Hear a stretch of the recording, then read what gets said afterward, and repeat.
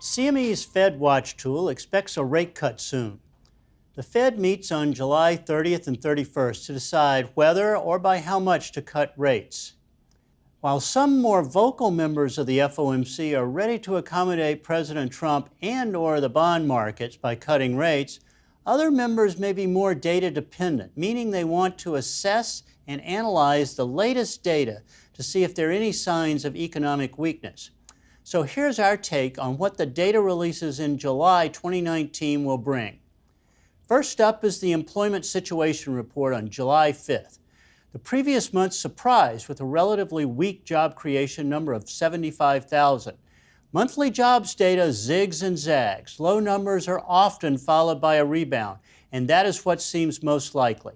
By our calculations, job growth is decelerating, yet still on a path to see 140,000 to 190,000 jobs created. While that may seem a wide range, jobs data are quite volatile. And even if the low end of our range is enough job creation to keep the unemployment rate in the 3.6 to 3.9 range. If data were your only guide, then the jobs data is unlikely to be sufficient to argue for a cut in rates at this time. Next up is the release of the FOMC minutes from the last meeting. Now, the Fed debated at that meeting and decided to take a much more dovish tone in line with President Trump's jawboning. Now, the minutes will give market participants a much better sense of whether a July rate cut is a foregone conclusion or whether the Fed still takes current data into account. July 11th brings the Consumer Price Index. Best estimates put the general inflation rate right around 2%, give or take a tenth or two. The core inflation rate is expected to be 0.2 lower than the general rate. These numbers are way too close to the Fed's 2% target to argue for any rate action. Retail sales data released on July 16.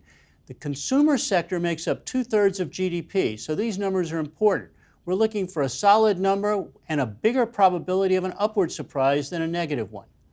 Then on July 26, the first take on Q2 2019 real GDP is released.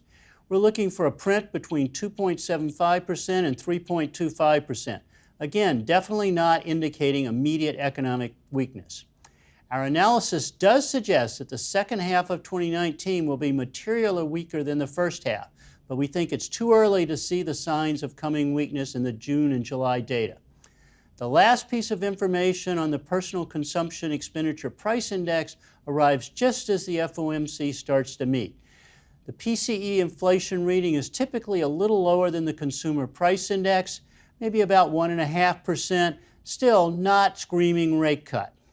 Of course, economic data is full of surprises, and negative surprises would seal the deal for a rate cut. However, if the data comes in close to our expectations, then a rate cut would send a strong signal that the era of data dependency is over and that Fed policy is now guided by President Trump and/or the bond markets, depending on your interpretation. I'm Blue Putnam, Chief Economist, CME Group.